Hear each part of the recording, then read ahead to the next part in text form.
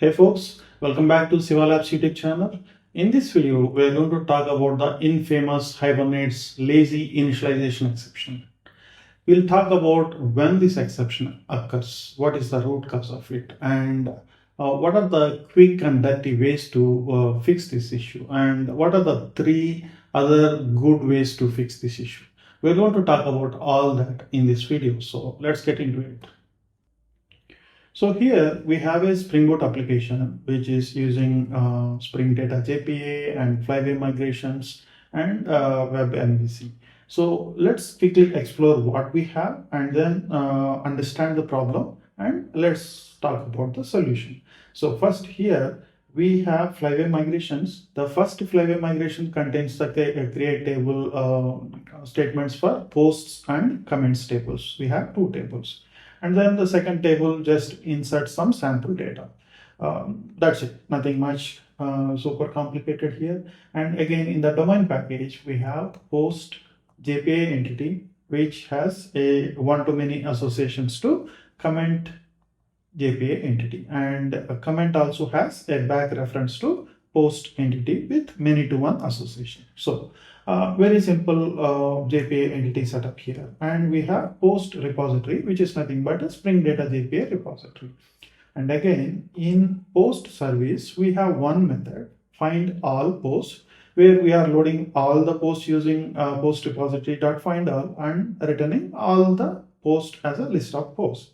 And if you go to controller, here, instead of returning the JPA entities itself as response, we are mapping them to DTOs, like here we call post response, comment response, and then we are mapping them from post to post response and then returning a list of post response as the objects. So how we are doing it? First, we are loading the list of entities, list of post, and then we are using this post response from method. So here we have this post response DTO, which contains again title, content, created it, and also a list of comment references. Not comment JPA entity, but there is a comment response, again a DTO kind of thing, and we are simply mapping them and passing that as a post response. So, and here we are streaming each post and then mapping it to post response and finally collecting a list of objects and returning that as a response. So nothing super complicated here. And let's see what happens if we run and then, okay, so here, okay, application started. Now, if we make API endpoint call, okay, we got the response. For some of the posts, we have comments as well. We got the response, so it is working fine. However, if you take a look at the console statements, here I have enabled show SQL equals to true, so that all the Hibernate generated queries will be logged. And here you can see there is one statement to load all the posts. And then for each post, there is a separate SQL query triggered to load the comments associated with that specific post. So this is the problem, which is very well known as N+1 SELECT problem. And obviously this is not a good way to load the data, because if you load 100 posts and then you fire another 100 queries to load associated data, definitely this is too much burden for the database and not really a very well utilization of the database. So how do we solve this one? First, why this is behaving like this? How come this actually works without when we does not load the comments when we first load the post, but later when we access it, it automatically worked, or how it actually worked? So the thing is, in Springboot, there is a property called OpenInView, Spring JPA OpenInView. The default is true. So which means it will load, it will open a session, and then throughout the request processing, it will have the session open. So when you lazily access the comments, still it doesn't throw any exception, and it will lazily load the associated comments by firing additional queries. So that's why it worked. If we turn off that behavior, should we turn off that behavior? In my opinion, you should do this in 99.99 cases. You should not use the OpenInSessionViewFilter because you do not have a clear demarcation of where the transaction starts, where the transaction ends. So it is kind of a blurry, and it will result in, as we have just seen, N+1 SELECT issues and all that. So my suggestion is first turn off that behavior, and then let's see what happens if we try to invoke the same API endpoint. So now we just restarted, and if we invoke that, yes, we got an error response. And if we take a look at the exception, here you can see lazy initialization exception cannot lazily initialize collection of role post.comments. So that's what happens if you do not have the OpenInSessionViewFilter enabled. First, let us understand what exactly is causing the issue. So when we make the request to get API posts endpoint, the control comes here, and then first we are fetching a list of posts from the service layer, and in which we have the transactional annotation. So the transaction is active within this method. In this method, what we are doing, we are simply calling findAll, which is going to return only the list of post objects. Actually, they are proxies, and all the lazy child collections such as comments are not fully initialized by default. So when we return this one, only the post basic attributes are already loaded, but not the lazy collections like child comments. So when you return that from service layer to controller, and in this one here we are trying to map post to post response, in which we are trying to access the uninitialized collection, child collection, which is comments, and then trying to map it. This is where the exception gets triggered. Here we are trying to access the uninitialized child collection of a JPA entity, and during this process there is no associated Hibernate session exists. That is where it is throwing the error while calling this particular statement. And in my view, this is good to see this exception and realize that there is a problem in the way we implemented some feature, and then fix it instead of simply behind the scenes letting it generate a bunch of queries and then result in a poor application performance. So now that we have seen how this lazy initialization exception occurs, so how can we fix it? There are few dirty ways to quickly get rid of this issue, but there are some better ways to do it. Obviously, the first way is, instead of turning off this behavior, if you simply enable it or leave without configuration, as you have seen earlier, it just works. The negative consequences, it is going to result in N+1 SELECT issues. What are the other ways? Again, mostly junior developers who are new to Hibernate, what they do whenever they see this kind of exception, another thing they go ahead and do is they'll go to post entity and then make this simply eager. So what happens? It will result in the similar behavior. Like whenever you try to load a post entity, it is going to fire another query to load the associated comments as well, because we specified to load it eagerly. So let's clear this and let's fire this request. So we got the data. However, if you check the console, still we are back to N+1 SELECT issue. So these are the dirty ways. But now let us see three different ways we can solve this issue. Okay. So the first approach is using the named queries, JPQL queries with join fetch. So here, if you go to post repository, and let's create our own custom method and then use JPQL query. So we're going to return list of posts, and we can create find all by and doesn't take any parameters, but here we are going to use our own JPQL query, select p from. So as you can see, IntelliJ detects your JPA entities and also provides the auto completion for your JPQL queries as well.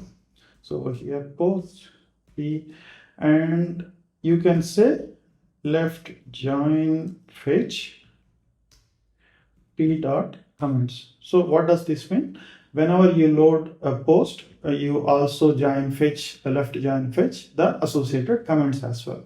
So with this one, now let us change our post service to make that new method that we added here. Okay, so now let us restart, and just to make sure that we have turned off, okay, let's turn it off. Open in view session filter, we should definitely turn it off. Now let's restart. Okay, the application is started. Now let's make the API call. Okay, we got the response. Now let us check. Okay, so there is only one query where it is fetching the data not only from post left join comments. So it is using a join statement instead of fetching all the posts in one SQL query and then loading associated comments using n queries. It is using a join from post to comments and then loading all the associated data using one query. Obviously, this is much better from the database usage point of view. So this is approach one. Let us see another approach. The second approach is, instead of writing a custom JPQL query, we can also use entity graph and specify what is the additional attribute paths we should load. So here comments is nothing but, so here we have this comments is one of the attribute. So that is what we are referencing here. By specifying like this, it is kind of a result in the similar behavior like this. So let us start this and see how this behaves. It is kind of a behave in the same way that we wrote using join fetch. So let's clear this and make a request to it. And we got the response. And if you take a look at the statements, again, we are seeing the join statements from post left join comments. So it is also doing the same thing. So either you can use your own JPQL, you can write your own JPQL, or you can also use entity graphs and specify what additional child collections you want to load. So this is the second approach. But in my opinion, there is another way which I would personally prefer, especially for read operations. Let's see what is the third option. Now, the third option is using the projections. Usually, when we load an entity, the primary use case should be you load a specific entity or a set of entities and you some way do manipulations and then persist them back.